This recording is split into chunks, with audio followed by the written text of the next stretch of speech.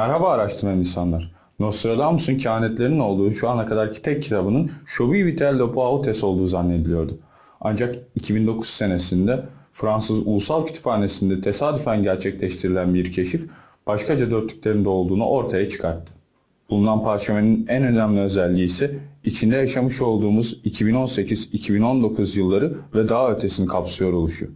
Daha önce de bu parşömenden bazı kehanet dörtlüklerini sizlerle paylaşmıştım. Şimdi de bu parşömende yaşadığımız tarihle alakalı geçen başkaca kehanetleri sizlerle paylaşıyorum.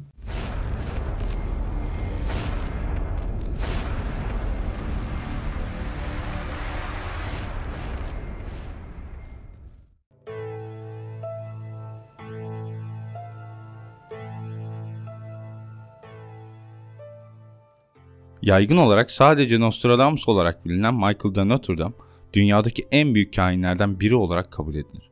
Nostradamus'un en çok bilinen eseri Le Vitam Chopa Autes adlı kitabıdır. İlk baskısı 1555'te yayınlanan bu kitap garip dörtlükler halinde 353 bölümden oluşuyordu. Kitap garipti çünkü her dörtlükte atıflar ve metaforlarla dolu içerikler vardı. Bazıları onun bir şarlatan olduğunu söylese de kehanetlerine gölge düşürmeyi asla başaramadılar. Bazı teorisyenler de dörtlüklerde bahsedilen akademik bilgilerin, tarihi olayların ve görülerin büyük ölçüde yanlış çevirilerin sonucu olduğunu iddia etmektedirler. Araştırmacılar, kehanetlerin dörtlüklerde garip bir dille anlatmasını o dönemin Engizisyon'da kehanetler yüzünden kolayca cadılıkla suçlanıp yakılma kaygısına bağlıyor. Kahinin yaşadığı dönemde kitap kimseye bir anlam ifade etmediği için çoğaltılmaya da gerek görülmedi.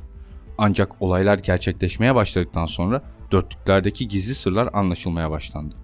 Hristiyan Batı'da durum böyleyken Müslüman Doğu başlarda bu kehanetlere şüpheli yaklaşmış ancak daha sonra alim ve bilginlerin gayri ekserisi kehanetlerin doğruluğunu kabul etmiş, bir kısmı da bu kehanetleri İbn Arabi'nin eserlerinden aldığını iddia etmiştir.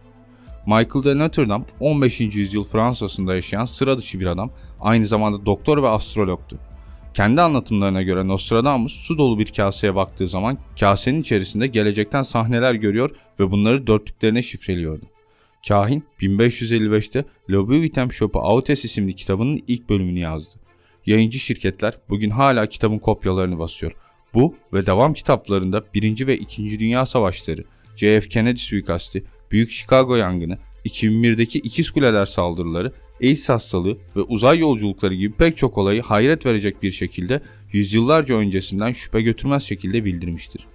Nostradamus ömrünün sonuna kadar kehanet dörtlükleri yazmaya devam etmiş, bunların bazıları kitap haline getirilirken bazıları unutup sağa sola dağılmış veya tamamen ortadan kaybolmuştur. Günümüzde bile zaman zaman Fransa'nın antik kütüphanelerinde yeni dörtlükler keşfedilmektedir. 2009 yılında Fransız Ulusal Kütüphanesi'nde keşfedilen Nostradamus'un şimdiye kadar duyulmamış 2019'u kapsayan kehanetlerinde yer aldığı, içinde yaşadığımız olaylara bakınca yine bilmiş dedirten son derece dikkat çekici parşömenler vardır. Nostradamus'un 2018-2019 tarihli kehanetleri Fransız yazarın yazdığı diğer kehanetler kadar ürpertici. Bazıları Nostradamus'un 2019'da alakalı dörtlüklerini 3. Dünya Savaşı'nın başlangıcı olarak yorumlamıştır. Bazıları ise dörtlüklerde tasvir edilen kehanetlerin devletler arası bir savaşı değil, küresel bir kaosu, kıtlıkları, salgın hastalıkları ve teknolojinin yok oluşunu tasvir ettiğini iddia etmiştir. Dörtlükler alegorilerle ve şifrelerle bezenmiş olsa da 2019'da yaşanacak olan pek çoğu olayı da açıkça tasvir eden kısımları mevcuttur. Sizler de dörtlüklerle alakalı kendi yapacağınız çıkarımları yorumlarda paylaşmayı unutmayın. Krallar ve soylular zevki sefada. Lüks ve şatafat her zamankinden daha fazla. Umursamıyorlar halkı her zamanki gibi küstahça, en başta Fransa. Uzun sürmeyecek bu sefa, haneler kaynıyor. Simgeleri sırtlarında. Fransa'da başlayan karmaşa ele geçiriyor tüm Avrupa'yı bir anda. Sarı Yelekliler Hareketi 17 Kasım 2018 Cumartesi günü Fransa'da gösterilerle başlayan ve daha sonra yakın ülkelere sıçrayan bir protesto hareketidir. Paris'te boy gösteren protestocular isimlerini sırtlarına geçirdikleri sarı yeleklerden alıyor. Tıpkı Nostradamus'un dörtlüğünde simgeleri sırtlarında kehaneti gibi. Geleneksel olarak Fransa'da gösteriler ve protestolar siyasi partilerin, sendikaların veya sivil toplum örgütlerinin çağrısıyla başlasa da Sarı Yelekliler Hareketi hiçbir kuruluşa bağlı olmaksızın özgün şekilde ve toplumun her kesiminden insanın desteğiyle hareket etmeleri dikkat çekiyor. Yetkililer şimdiden komşu ülkelere yayılan eylemlerin tüm Avrupa'ya yayılarak daha da şiddetlenmesinden endişe ediyor. Kehanet yorumcularının büyük kısmı bahse konu dörtlükte Sarı Yeleklilerden bahsedildiğinden emin. Anlaşmazlıklar ve ihmaller. Muhammed'e bir geçit açılacak. Muzaffer olacak. Karada ve denizde battı kan. Akdeniz gemiler ve yelkenlerle kaplanacak. Planlar bozulacak. Takipçi yıl çatınca iki büyük imparatorluk kar fırtınasında savaşacak. Savaş 27 hafta sürecek. Çünkü dünyanın savaşmaya takati yok. Bu dörtlüğün savaş 27 hafta sürecek kısmı eski Fransızcadaki tarih kestirmelerinden ötürü 27 yıl olarak tercüme edilmiş ve bir anlam yüklenememişti. Fransız dil bilimcilerinin yaptığı kapsamlı çalışmalar neticesinde kestirmenin yıl değil hafta olduğu anlaşılarak tercüme düzeltilmiştir. Dörtlük ise yakın tarihe kadar yorumlanamamış, Ukrayna ve Rusya gerginliği ve Amerika'nın Suriye'den çekilme kararı sonrası bazı kişilerce şöyle yorumlanmıştır.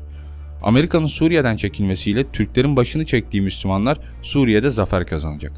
Yani bu durumun anlaşmazlıklar neticesinde doğan ihmaller olduğu, Muhammed'e bir geçit açılacak, muzaffer olacak ibaresinin ise Türklerin başını çektiği Müslümanların istediklerini alacakları şeklinde yorumlanıyor. Dörtlüğün devamı ise izleyen senelerde Rusya-Ukrayna krizinin savaşa dönüşeceği ve Rusya ile NATO arasında bir savaş yaşanacağı fakat dünyada başlayacak bazı olaylar neticesinde ulusların savaş kabiliyetlerinin kırılacağı yahut düzenli orduların dağılacağı bu sebeple 27 hafta sonra sona ereceği şeklinde yorumlanmaktadır.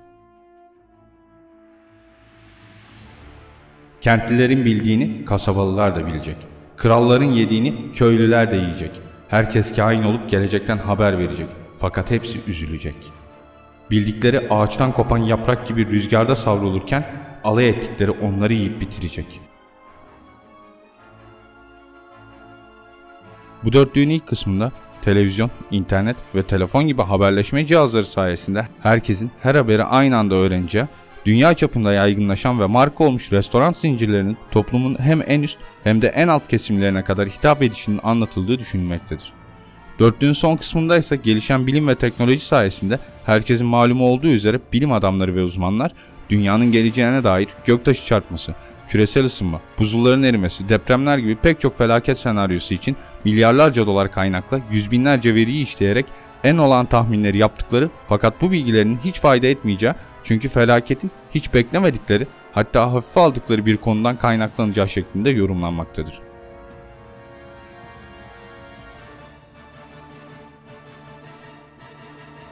Mumlar sönmüş, krallar düşmüş, şehirler, kasabalar bomboş.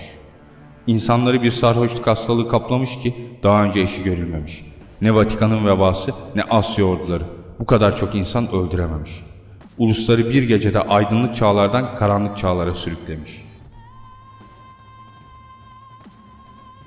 Dörtlük ilk satırdan itibaren çok dikkatli şekilde incelendiğinde mumların sönüşü elektrik enerjisinin kaybolacağına, şehirlerin karanlığa gömüleceğine ve bunun neticesinde günümüzdeki teknolojik altyapının tamamen işlevsiz hale geleceğine açık bir atıf vardır. Krallardan kasıt ise devletler olup bir çeşit hastalık sebebiyle dünyadaki devlet otoritelerinin kaybolacağı ve yerleşim yerlerinin boşalacağı, hastalığın en belirgin özelliğinin ise yakalanan insanların alkol tesirindeki bir insan gibi hareket edeceği şeklinde rahatlıkla yorumlanabilir. Ayrıca bu hastalık kainin yaşadığı dönemlere kadar varlığını sürdüren, o tarihe kadar dünyanın en korkunç hastalığı olarak kayıtlara geçen ve Avrupa'nın 2/3'ünü yok eden kara vebadan, hatta Asya'dan Avrupa'ya gelip insan ölülerinden dağlar yapan Cengiz Han'ın acımasız ordularından bile daha ürkütücü ve daha evvel hiç görülmemiş türde bir hastalık olacağını anlatmak istemektedir.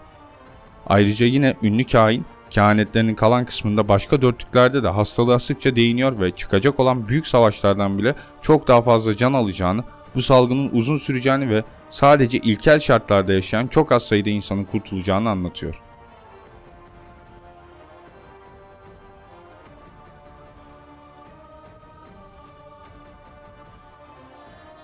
Tanrı kentinde büyük bir gök gürültüsü olacak. İki kardeşten birisi buhranlı günlerde parçalanırken kalenin sürgüsü kırılacak. Üçüncü büyük savaş kaostan sonra başlayacak.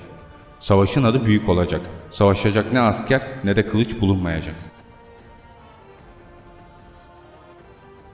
Bu kehanetin 2019'a değil de daha ileriki yıllara ait olduğu düşünülmektedir.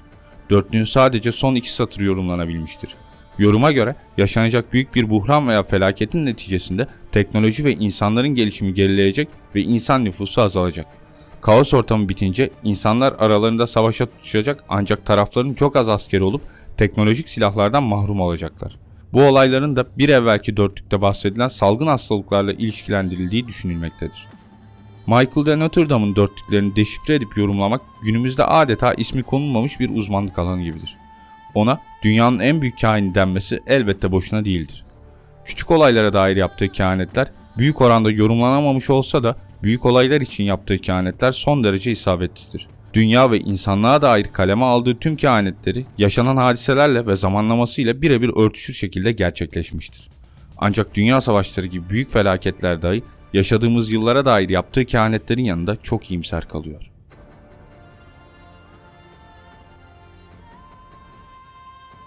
Tüm soru, görüş ve önerileriniz için bana Instagram hesabımdan ulaşabilirsiniz.